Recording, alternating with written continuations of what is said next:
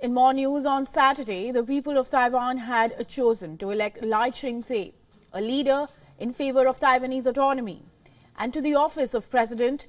And WION brought you all the developments from ground zero, getting you updates by the hour. Here's a quick recap of how things unfolded. Take a look. Midway through Taiwan's election day, an enthusiastic voter turnout continues.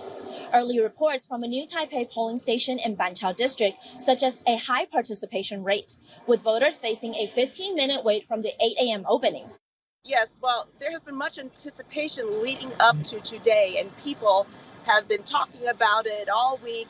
And many of the people for the last couple of days and today have been buying train tickets, plane tickets, just trying to get home to where they're registered to vote.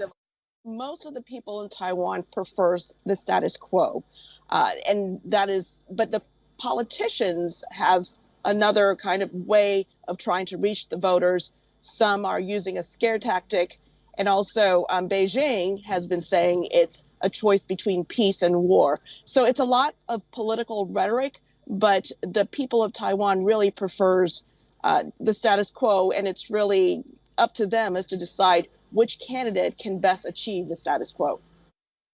Really, what makes this election something that the world is looking at is the possibility of war. China has not renounced the use of force to bring Taiwan under its sovereignty, and they've made very clear that they retain that option to use force.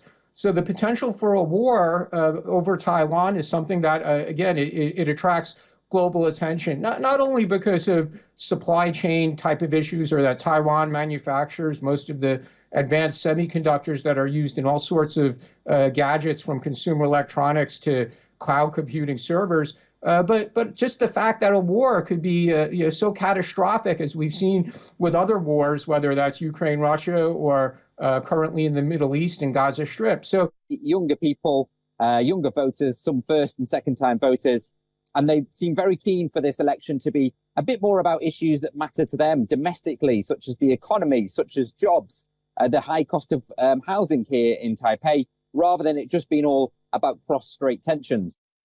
The polls in Taiwan closed at 4 p.m. local time, and the process of ballot counting is underway. I'm currently stationed outside the presidential office, and we will hear the announcement of the newly elected president in just a few hours.